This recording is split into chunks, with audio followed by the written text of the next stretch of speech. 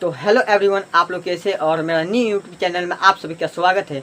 और मेरा चैनल को सब्सक्राइब करें और लाइक करें और कमेंट करें और ज़्यादा से ज़्यादा शेयर करें कि बच्चे ज़्यादा से ज़्यादा जुड़े।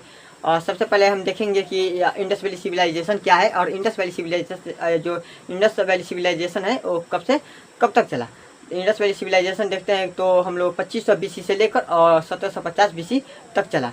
और सबसे पहले हम समझ लेते हैं कि BC का मतलब होता क्या है और AD का मतलब होता क्या है, क्योंकि इसमें बच्चे बहुत सारे कन्फ्यूज रहते हैं। तो प्लीज़ इसमें कन्फ्यूज होने वाला कोई बात नहीं है, हम बता देते हैं।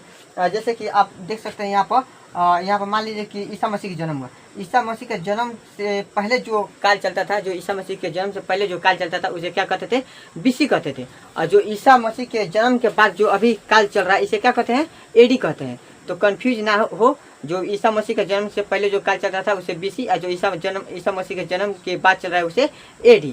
अब हम देख लेते हैं कि इंडस वैली सिविलाइजेशन का प्रमुख जो पॉइंट है उनका, उस पर हम ध्यान देते हैं। ध्यान दे दें। उसके बारे में हम पहले जानकारी ले लेते हैं, उसके बाद हम मेन पॉइंट लेकर हम एक पॉइंट लेकर आगे बढ़ेंगे। देखते हैं पहले जैसे कि खोज कब हुआ, उनका नाम क्या पड़ा, विस्तार कब हुआ, विस्तार कहाँ से कहाँ तक हुई। फिर देखेंगे कि विशेषता क्या थी उनकी। फिर देखेंगे कि प्रमुख स्थलें कौन कौन सी थी। फिर देखेंगे कि अर्थव्यवस्था वहाँ की कैसी थी। फिर देखेंगे कि लिपि कैसी थी। और लास्ट में देखेंगे कि पतन, असल में सिंधु सभ्यता का पतन कैसे हुआ। पहला हम लोग पॉइंट लेते हैं खोज। पहले का हम लोग पॉइंट लेते हैं। जैसे पहले का जानकारी है 1826 में चार्ल्स मेसन ने दिया। उन्होंने गए वहाँ पर, बोले कि यार यहाँ पर तो कोई सभ्यता का दफन हुआ है। तो उन्होंने बस इतना ही बात कहा और उनके जगह पर सेकेंड नंबर पर आए अलेक्जेंडर कनिंघम। 1856 में अलेक्जेंडर कनिंघम आए और वही बात बोले जो चार्ल्स मेसन बोले थे। तो फिर अलेक्जेंडर कनिंघम ने 1856 में आए और वहाँ पर फिर वहाँ से आकर सर्वे कर चले गए और 1861 में एक ऑफिस बनाए। इस ऑफिस का नाम था आर्कोलॉजिकल सर्वे ऑफ इंडिया, जिसका शॉर्ट नाम दिया गया ASI। उन्होंने एक व्यक्ति को डायरेक्टर जनरल चुना जिनका नाम था जॉन मार्शल। 1902 में उस ऑफिस का डायरेक्टर जनरल बने, महानिदेशक बने, जिसे हिंदी में महानिदेशक कहा जाता है डायरेक्टर जनरल को। तो महानिदेशक बने। उसके बाद उन्होंने 2 व्यक्ति को चुना। पहला व्यक्ति थे, एक मिनट रुकिए दोस्तों। पहला व्यक्ति कौन थे, दयाराम सैनी। पहला व्यक्ति कौन थे, दयाराम सैनी। 1921 में उन्होंने हड़प्पा की खोज की। क्या चीज़ का, हड़प्पा की खोज की 1921 में। आप कौन खोज किए, दयाराम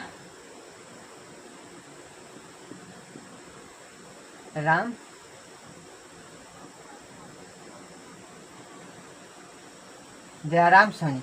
1921 में उन्होंने हड़प्पा की खोज की और फिर हड़प्पा की खोज की। हड़प्पा किस नदी किनारे पड़ता है, हड़प्पा किस नदी किनारे पड़ता है, तो रावी नदी किनारे पड़ता है। कौन सी नदी के किनारे, रावी नदी के किनारे पड़ता है। फिर उन्होंने एक और व्यक्ति को भेजा, वो भी गए। तो उन्होंने मोहनजोदड़ो का खोज किया। तो उन्होंने 1922 में गए। 1922 में कहाँ,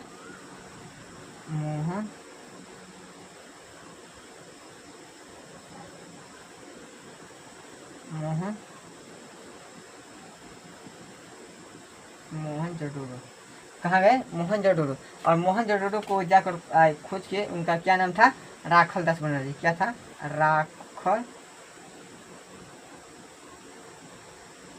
राखल दास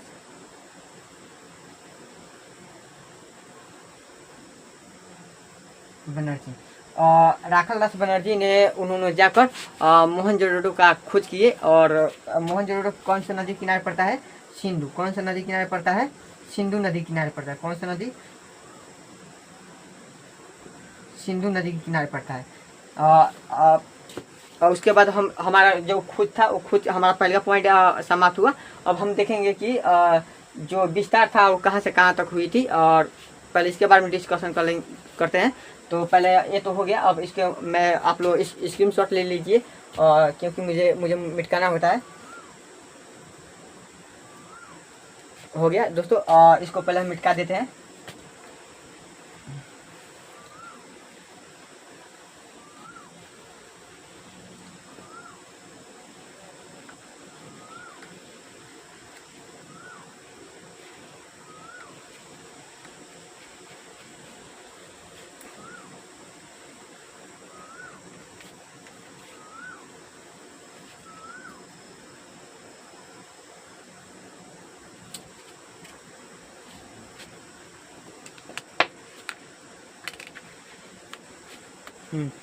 अब देखेंगे कि विस्तार कहाँ से कहाँ तक हुई।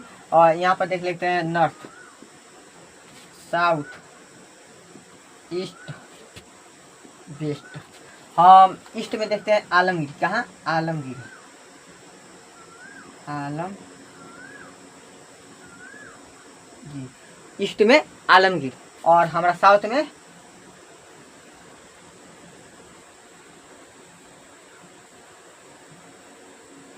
में हमारा दैमाबाद।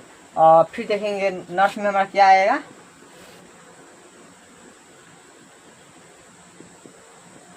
नॉर्थ में क्या आएगा, मांडा। और हम देखेंगे कि वेस्ट में क्या आएगा,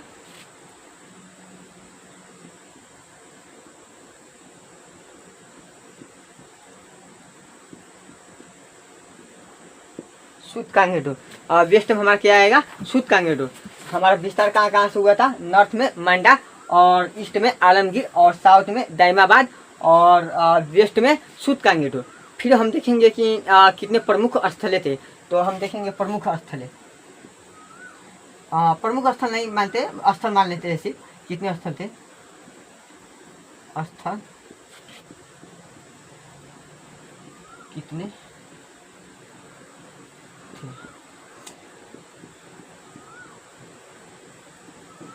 तो हमारे पूरे सिंधु सभ्यता के पूरे कितने स्थल थे, 1403 स्थल थे। कितने? 1403 स्थल थे। यहाँ पर देखेंगे कि इंडिया में कितने थे, पाकिस्तान में कितने थे, अफगानिस्तान में कितने थे। तो सबसे पहले हम इंडिया के देख लेते हैं।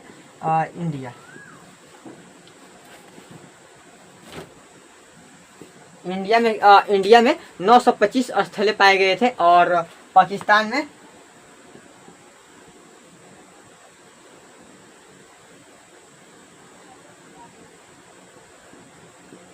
में कितने स्थल पाए गए थे, 475 स्थल पाए गए थे। और अफगानिस्तान में कितने पाए गए थे,